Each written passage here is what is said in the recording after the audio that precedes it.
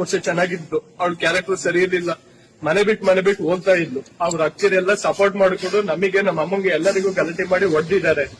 ಆಮೇಲೆ ಮೊನ್ನೆ ರೀಸೆಂಟ್ ಆಗಿ ಒಂದು 4 ವರ್ಷ ಮನೆಗ್ ಬಂದಿದ್ದಿಲ್ಲ ಅವಳು. ಹೋದ ವರ್ಷ 2024 ಜುಲೈ ತಿಂಗಳಲ್ಲಿ ಬಂದ್ಬಿಟ್ಟು ನನ್ ಮಗುನ್ ನೋಡ್ಕೊಂಡಿಲ್ಲ. ನಮ್ಮ ಅಮ್ಮಂಗೆಲ್ಲ ಹೊಡೆದು ಸ್ಟೇಷನ್ ಕಂಪ್ಲೇಂಟ್ ಎಲ್ಲ ಕೊಟ್ಟಿದೀವಿ. ನೆನ್ನೆ 5ನೇ ತಾರೀಕು ಹೋಗ್ತೀನಿ ಅಂತ ಅನ್ಕೊಂಡು ಬೆಂಗಳೂರು ಬಿಟ್ಟು ಬಂದಿದ್ದಾಳೆ. 8ನೇ ತಾರೀಕಲ್ಲಿ ನೆನ್ನೆ ಇಡೀ ಸಭೆಗೆ ನೆನ್ನೆ ಬಂದಿರೋ ಎಲ್ಲಿ ಹೋಗಿದ್ದವಳು. ಅವ್ರ ಆಕ್ಟಿವ್ ಸಪೋರ್ಟ್ ಇದೆ ಸರ್. ಅವ್ರ ಆಗ್ತಿರೋ ಕಾರಣದಿಂದ ಅವ್ರ ಆಕ್ಟಿವ್ ಸಪೋರ್ಟ್ ಇದೆಲ್ಲ ಅವ್ಳು ಏನು ಮಾಡಿಲ್ಲ. ಇವತ್ತು ನನ್ ಮಗು ಸಾಯಿಸಿದಾಳೆ. ಇವತ್ತು ಅವ್ಳಿಗೆ ಯಾವ್ದೇ ಕಾರಣಕ್ಕೂ ಬಿಡ್ಬಾರ್ದು. ಅವಳನ್ನ ಶಿಕ್ಷೆ ಆಗ್ಲೇಬೇಕು. ಶ್ವೇತಾ ಅಂತ ಅವಳನ್ನ ತಾನಮ್ಮನ ಅವಳಿಗೆ ಬೇರೆ ಜೊತೆ ಅಫೇರ್ ಇತ್ತು. ನನ್ ಜೊತೆ ಸಂಸಾರ ಮಾಡಕ್ಕಿಲ್ಲ. 2 ವರ್ಷದ ಜೊತೆ ಚೆನ್ನಾಗಿದ್ಲು. ಆಮೇಲೆ ಗಾರ್ಮೆಂಟ್ಸ್ ಹೋದ್ಲು. ಯಾವನ್ನ ಹಿಡ್ಕೊಂಡಿದ್ಲು. ಮನೆ ಬಿಟ್ಟು ಹೋಗ್ತಿದ್ಲು. 7-8 ಸರಿ ಪಂಚಾಯತಿ ಮಾಡಿದ್ಲು. ಆದ್ರೂ ಬಗ್ಲಿಲ್ಲ.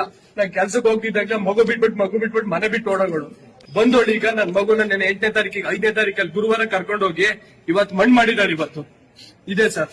ಸ್ಟೇಷನ್ ಎಲ್ಲ ಕಂಪ್ಲೇಂಟ್ ಆಗಿದೆ. ಮಾಜೂರು ಕೂಡ ಆಗಿದೆ. ನೀರೊಳಗಡೆ ಒಂದ್ ಮಂಡಿ ಉದ್ದ ನೀರಿಲ್ಲ.